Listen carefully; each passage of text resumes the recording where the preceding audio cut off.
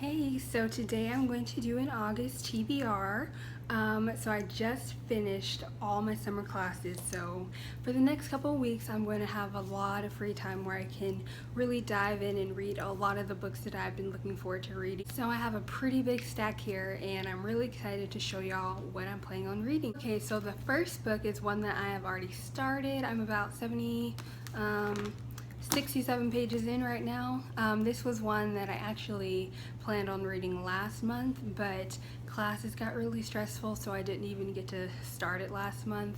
So I'm really excited that I finally got to start this one. I'm looking forward to how this goes. And so this book, White Teeth, is about friendship, love, war, 3 cultures, 3 families, over 3 generations, and just about their past and how it's affecting their present. And this book came out all the way back in 2000, so I really needed to get started on reading this one. And Zadie Smith is like a really huge author right now, and so I'm really excited to finish this one up.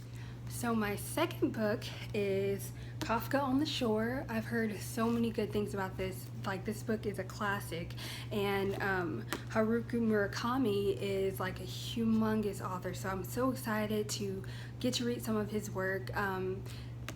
Everyone says that his work is very dreamlike and makes you feel like reality is so distorted, and so I'm so excited to get to see his writing style.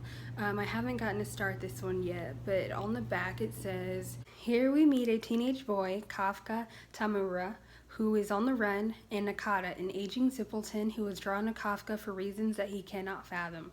As their paths converge, acclaimed author Haruki Murakami enfolds readers in a world where cats talk, fish fall from the sky, and spirits slip out of their bodies to make love or commit murder in what is a truly remarkable journey."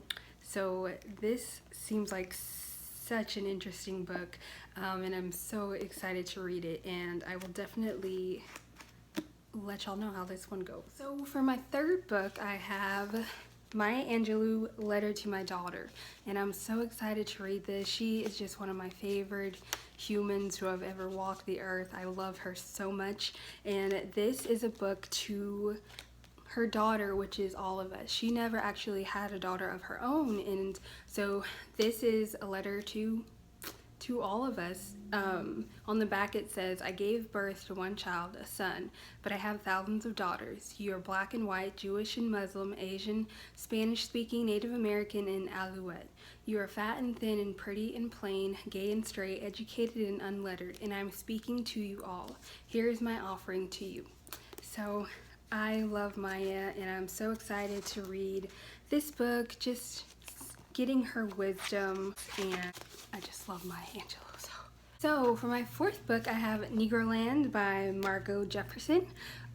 This book is a memoir by her about her life living in the black upper crust in like the 50s, 60s, and so it just goes through how life was for them, how things like skin color and hair texture like played a lot into like how far you get in life. Different things about being a socialite and being black in the 50s and 60s, and so things like the upper crust and elite blacks of the 50s and 60s is not really something that is really mentioned or really written about. So I'm so excited to read this from an actual person who lived in Negroland. Next book is Wuthering Heights by Emily Bronte. This is one most of y'all probably read in like high school or something, but I never got to read this in high school. We actually didn't read much in high school, at my high school. And so I've heard that this one is a really great classic that stands the test of time. And I don't really know much about it, but I don't like to know much about the books that I read before going into it. I do know that it is like a love story of some kind. Other than that, I don't really know much about it. I'm assuming it's in England. But yeah, that's about it of what I know about this. I know that so many people say this is one of their very favorite classics. So I'm really excited to read this one. My last book is a little bit different. It is The 7 Habits of Highly Effective People.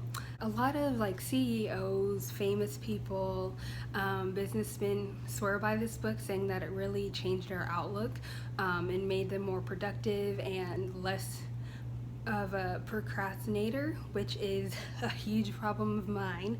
So I'm hoping to read this once it gets close to school time. So I may, if I'm running behind, I may end up dropping some of the other books and starting this one, just to go into school year with like a positive steps for moving forward. So I'm excited to read this, and hopefully it'll help me in my school year. These are all the books that I'm planning on reading this month, which for me is quite a lot.